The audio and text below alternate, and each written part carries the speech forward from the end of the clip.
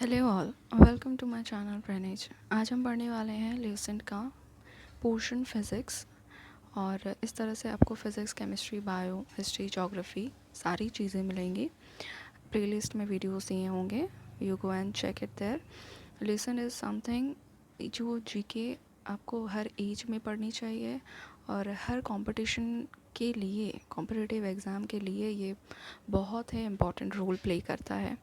So I have started a series जिसमें मैं पूरा लेसन कवर करने वाली हूँ topic wise. And let's start with physics. So first physics का जो फर्स्ट चैप्टर है, जो फर्स्ट यूनिट है, that is unit and dimension. So what is unit? Unit is the chosen standard used for measuring a physical quantity is called unit. The chosen standard use for measuring a physical quantity. किसी भी physical quantity को आप जिस unit से major करते हो, जैसे हम दूध को लीटर में कहते हैं, किसी भी लिक्विड को हम लीटर में कहते हैं, वही अगर हम बात करें किसी सॉलिड की तो हम ग्राम, केजी, ये यूनिट यूज़ करते हैं. If we talk about distance, we use kilometres. Long distance है तो, शॉर्ट में है तो हम मीटर वगैरह यूज़ करते हैं, लेंथ वगैरह के लिए हम मीटर यूज़ करते हैं. So those are the units. Okay, unit should be well defined, it should be easy to reproduce, it should be easy to compare, it should be internationally accepted. मतलब उसकी value, उसकी जो भी value है, मतलब वो आप कहीं भी चले जाओ कंट्री में, it should not be different. इसीलिए यूनिट बनाया ही गया है, स्टैंडर्ड यूनिट, कि आप कहीं पे भी जाओ तो उसकी मेजरमेंट सेम होगी. That won't be affected by the place. And fifth one, unit should be independent of changes in physical conditions. Now, unit are of two types. First is fundamental unit and second is derived unit. Let's talk about what is fundamental unit. So, fundamental unit वो होते हैं जिसको हम जिसकी भी basic जो unit होती है, जैसे हम लेंथ को मीटर में मेजर करते हैं, हम डिस्टेंस को किलोमीटर में यूज़ करते हैं, हम टाइम को आर या फिर सेकेंड में यूज़ करते हैं, मेजर करते हैं, हम किसी लिक्विड को लीटर में यूज़ करते मेजर करते हैं, लीटर में मेजर करते हैं. So these are fundamental unit, जो कि बेसिक यूनिट होता है. किसी भी चीज़ को अगर आप ले लेते हो तो उसकी एक यूनिट होती है, वो बेसिक यूनिट जो होती है that is fundamental unit. Now what is derived unit? Derived नाम से ही क्लियर है, डेराइव का मतलब है कि उसको डेराइव किया गया है, बनाया गया है किसी से लेके. किससे? इस फंडामेंटल यूनिट से ही डेराइव्ड यूनिट बनता है. जैसे स्पीड का हम लेते हैं, स्पीड का होता है मीटर पर सेकेंड. अब मीटर पर सेकेंड कैसे हुआ? मीटर हो जाती है स्पीड इज इक्वल होता है, एक्चुअली स्पीड इज इक्वल होता है डिस्टेंस अपॉन टाइम. ठीक है, तो डिस्टेंस का हो जाता है किलोमीटर और टाइम का हो जाता है आर. तो स्पीड का होता है या तो किलोमीटर पर आर या फिर मीटर पर सेकेंड, जो अल्टीमेटली आया किससे है? इस फंडामेंटल यूनिट को लेके, है ना. डिस्टेंस की किलोमीटर हो गई, टाइम की आर हो गई, तो स्पीड की ओवरऑल किलोमीटर पर आर हो गई, या मीटर पर सेकेंड भी होता है. ठीक है, इसी तरह एक और एग्जांपल लेते हैं, द वर्ड एक्सेलरेशन. एक्सेलरेशन जो होता है वो बनता है change in velocity, final velocity minus initial velocity upon per unit time. तो वेलोसिटी का तो ऑल इन ऑल होता है मीटर पर सेकेंड, वेलोसिटी का हो जाता है मीटर पर सेकेंड, और टाइम का हो जाता है सेकेंड. सो जब हम इसको फॉर्म करेंगे, it will be metre per this second and into में this second, this will be metre per second square. ठीक है, तो यही हो जाता है आपका एक्सेलरेशन का डेराइव्ड यूनिट. एक्सेलरेशन की यूनिट हो गई मीटर पर सेकेंड स्क्वायर, जो कि हमने डेराइव किया है एक एक की यूनिट को, एक एक की फंडामेंटल यूनिट को लेते हुए. ठीक है, इसको कहते हैं derived unit. Hope you got it. Now units are of two type, fundamental unit and derived unit. System of units. Units depend on choice. Each choice of unit leads to a new system या set of unit. The internationally accepted systems क्या क्या है? CGS system, MKS system, FPS system और SI unit. ये चारों internationally accepted है. आप इनमें से चाहे ग्राम कह लो कहीं पे जाके, आपने किलो कह लिया कहीं पे जाके, आपने पाउंड कह लिया कहीं पे जाके, all are accepted in every places, in every countries. Okay, so these are system of unit. ये याद रखना है आपने, 4 तरह के सिस्टम होते हैं: CGS system, MKS system, FPS system and SI system, SI unit system. Now in SI unit there are 7 fundamental unit given in the following table. जैसा कि मैंने डिस्कस किया, लेंथ के लिए मीटर होता है एसआई यूनिट जिसका सिंबल एम होता है। मास के लिए एसआई यूनिट किलोग्राम होता है, किसी का भी मास या वेट जो है हम केजी में वेट करते हैं, यूनिट लेते हैं, and the symbol is KG. Time is second जिसका सिंबल एस है। इलेक्ट्रिक करंट एम्पियर जिसका सिंबल ए है।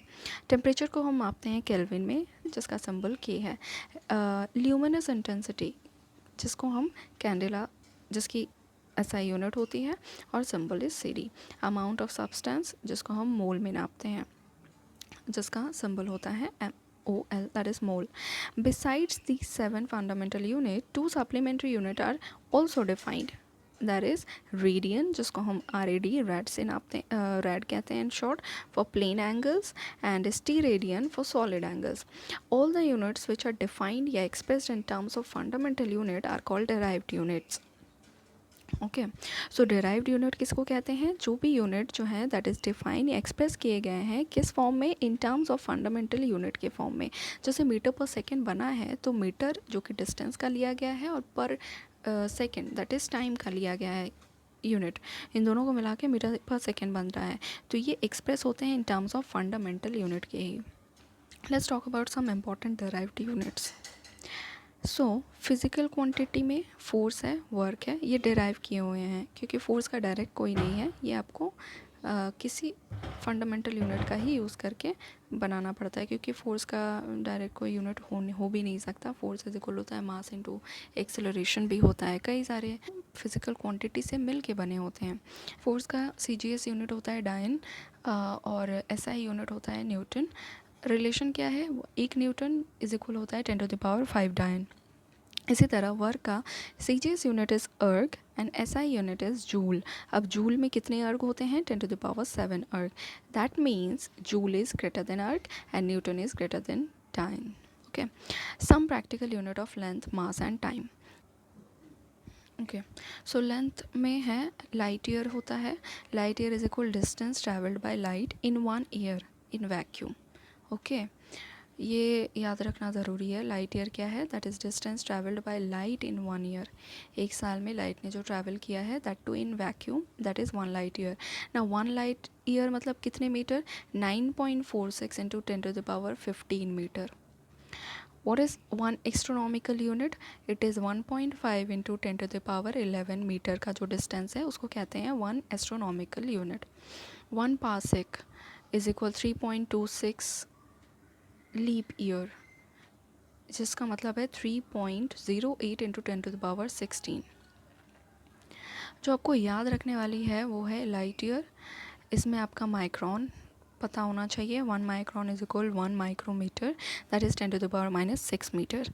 1 एंगस्ट्रॉन इज इक्वल 10⁻10 मीटर। ये 3 यूनिट आपको याद रखने चाहिए, that is light year, micron and angstrom. ठीक है, now talk about mass. Mass में आपको पढ़ना है 1 क्विंटल, क्विंटल मतलब 100 kg, 10⁻2 मतलब 100 kg। 1 metric ton is 1000 kg।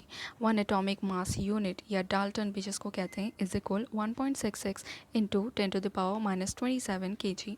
1 slug is 14.59 kg, 1 pound is 0.4537 kg, and 1 Chandrasekhar limit is 1.4 times the mass of sun. जितना भी सन का मास है उसका 1.4 गुना, that is 2.8 into 10⁻3 kg. Okay? अब अगर टाइम की बात करते हैं तो प्रैक्टिकल यूनिट जो टाइम में आता है वो 1 solar day is equal 86,400 second. अब ये 1 सोलर डे कैसे 86,400 सेकेंड हुआ तो बात करते हैं। तो 1 सोलर डे मीन्स एक दिन में कितने दिन होते हैं, कितने घंटे होते हैं? 24 घंटे। ओके, एक दिन में कितने घंटे होते हैं? 24 घंटे। ठीक, now in 24 hours 1 hours is equal 60 minute, Now it becomes 24 into 60 minute. In 1 minute there is 60 second, so 24 into 60 into 60 second, and all in all when we will multiply this we will get 86,400 second in one solar day. That's it. आपको याद रखना है एक solar day मतलब 24 घंटे, फिर आप इसको सेकेंड में कन्वर्ट कर लोगे. It is as simple as that. Okay. Next up is one year में 365.5 सोलर डेज होती हैं. 1 lunar month is equal 27.3 solar days. What about tropical year? It is the year in which the total solar eclipse occur. उसे tropical year कहते हैं जिसमें total solar Eclipse होती हैं. Now what is total solar Eclipse? Let's discuss about this a bit. Total solar eclipse when the new moon comes between the sun and earth. When the new moon, okay, this is the moon, this comes between sun and earth. Is it in the between? Yes it is. And it casts the darkest part of its shadow. देखें, सूरज की रोशनी moon के इस तरफ है, इसका मतलब जो moon का पिछला वाला पार्ट है, ये इस साइड का जो पार्ट है उस तरफ तो नहीं पहुंच रही है सूरज की रोशनी, तो दिस पार्ट इज़ डार्कन. और ये क्या कर रही है, सूरज की रोशनी को यहाँ तक आने में, अर्थ तक आने में बाधा दे रही हैं. ठीक है. तो जिसकी वजह से it cast the darkest part of its shadow.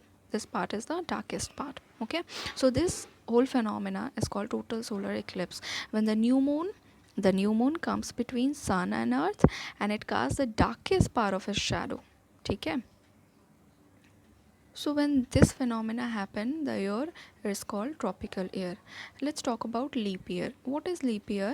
It is the year in which the month of Feb is of 29 days. Now the question arises, how leap year consists 29 days in Feb or one extra days occur in leap year? What happened exactly? So होता क्या है leap year में कि अर्थ takes 365 days and 6 hours to complete a revolution around the sun. सन के चारों ओर चक्कर लगाने में ना अर्थ को पूरे 365 days and 6 घंटे लग जाते हैं एक साल में. Each year it takes this much of time, that is 365 days and 6 hours. Okay, तो फर्स्ट ईयर 6 hours लिया, सेकेंड ईयर भी एक्स्ट्रा 6 hours लिया, थर्ड ईयर भी 6 hours लिया और फोर्थ आवर 6 hours लिया. ठीक है. अब हम ये 6 hours मिलाएंगे तो 6 4 24 hours and that is one day. तो हर फोर्थ ईयर में ये कितने का हो जा रहा है, 24 घंटे का. अब ये एक दिन जो है 365 फोर्थ ईयर में आके ये 365 तो 365 ही डेज़ का होता है हर साल ही, बस 6 घंटे एक्स्ट्रा होता है ना. तो हर 4 साल में, हर चौथे साल में वो जो 6 घंटे हैं वो मिलके कितने हो गए, पूरे एक दिन. और यही एक दिन जो है ऐड हो जाते हैं एंड दिस मेक्स 366 डेज़, जिसको हम लीप ईयर कहते हैं. और यही वो ईयर है जब ऐड हो, ये जो एक दिन है वो फेब के महीने में ऐड हो जाता है और फेब का महीना जो है वो 29 डेज़ का हो जाता है. Clear? Earth takes 365 days and 6 hours to complete a revolution around the sun each year. तो ये 4 सालों में बना देते हैं 24 घंटे, जो कि हो जाता है एक दिन. वो एक दिन चौथे साल में ऐड हो जाता है और वो बना देता है 366 days. Where in every fourth year 1 day is added to the month of Feb. यही एक दिन जो है वो फेब में ऐड हो जाता है और फेब जो है 29 डेज़ का हो जाता है. This is all about leap year. Okay. The next topic we will discuss in our next video. Stay tuned for more information and knowledges. Thank you.